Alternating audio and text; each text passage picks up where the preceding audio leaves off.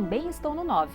Com este slogan, a TV Excelsior começou a escrever a sua história, inaugurando um novo estilo de produção e de linguagem. Inovou na cenografia, nos visuais e nas novelas, criando um padrão que foi referência para muitas emissoras brasileiras.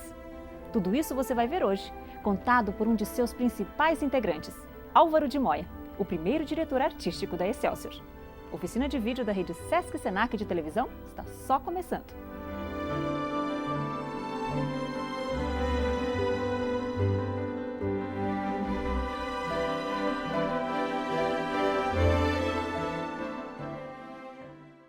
Anos 60.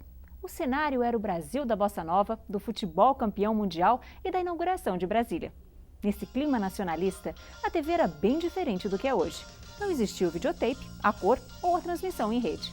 As principais emissoras da época eram a Tupi, a Record e a TV Rio. A Globo só viria mais tarde, em 1965. As dificuldades eram tantas que Walter Jorge Dust, roteirista pioneiro da TV, disse: "Fazer televisão é como escrever na água." Mas nada disso afastou destes profissionais o desejo de tornar a TV um grande veículo. E foi neste panorama que a TV Excelsior começou as suas transmissões em São Paulo, no dia 9 de julho de 1960. Criada por um grupo de empresários de Santos, logo passou para as mãos da família Simonsen, que iniciou uma nova era dos negócios na comunicação.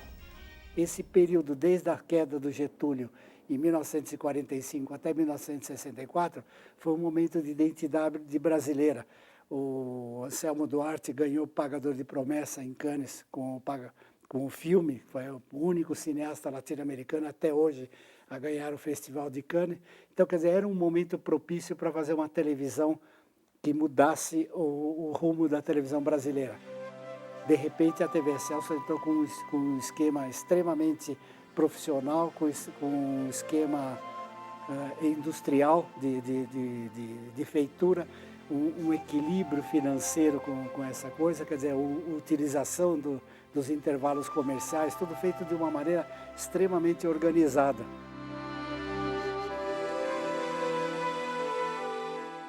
A TV Excelsior deu oportunidade para o surgimento de uma nova geração de autores e diretores que começaram a desenvolver uma temática e linguagem mais nacionais para a TV. O Teatro 9 era o maior exemplo, pois fugia à regra dos dramalhões e discutia a realidade brasileira, urbana ou rural. Essa trajetória e muitas outras histórias foram passadas a limpo no livro Glória em Excelsior, escrito por Álvaro de Moya. Nesta obra, Moya e outros autores contam por que a Excelsior é considerada até hoje a precursora da televisão moderna. Eu falei com o Boni, com o Manuel Carlos, com o Ciro Del Nero, o Júlio Medalha, o Lauro César Muniz, para cada um deles fazer um pedaço do livro, assim a pessoa tem uma ideia das coisas como aconteceram. Por exemplo, logo que a TV Excelsior começou, tinha o Teatro 9, que eram só peças brasileiras, e o Teleteatro Brastemp, dirigido pelo Antunes Filho, que levava peças internacionais. Quando então veio o videotape, é bom lembrar que naquele tempo não tinha rede, a televisão em preto e branco, não tinha videotape, quer dizer, o progresso tecnológico foi muito rápido.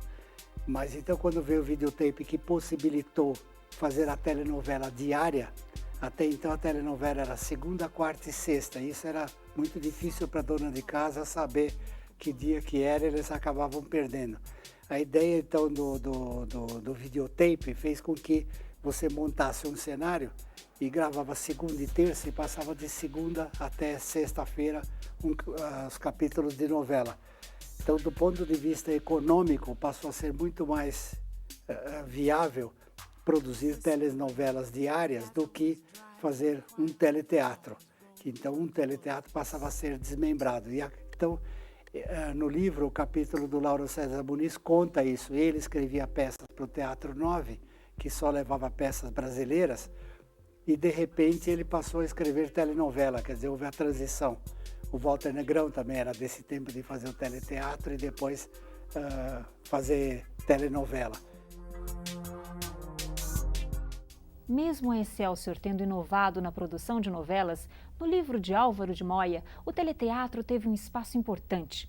Um dos programas mais prestigiados da época foi o TV de Vanguarda, de Cassiano Gabus Mendes e Walter Jorge Dust. Levado ao ar pela TV Tupi, procurou romper com a linguagem radiofônica, lançando um novo modo de interpretação e de trabalho com a câmera.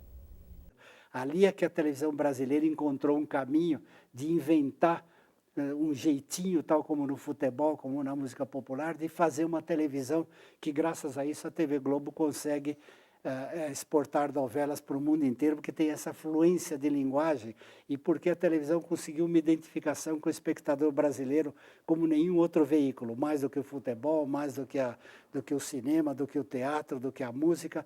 A televisão conseguiu uma identificação com o povo brasileiro que nenhum outro veículo tem, graças a esse comecinho do TV de vanguarda, que fez esse tipo de corte, de movimento de câmera, de fluência de interpretação.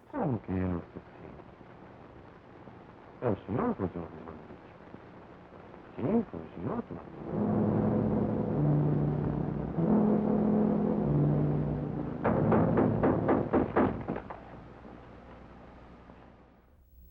A telenovela mais importante da TV Excelsior foi 25499 Ocupado, ainda uma adaptação do original argentino escrito por Alberto Migré. Foi a primeira a ser exibida em 1963 em capítulos diários, graças ao videotape. Era a época de assimilar a tecnologia que permitia fazer várias tomadas.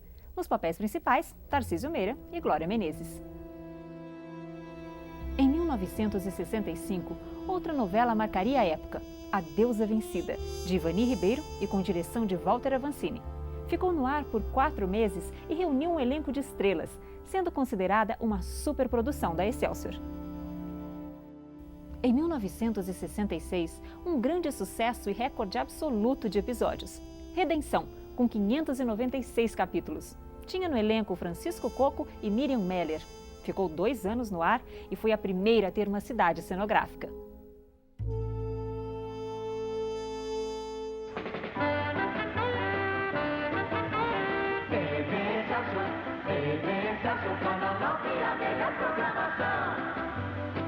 Os musicais e a programação visual da Excelsior são destaque do nosso próximo bloco.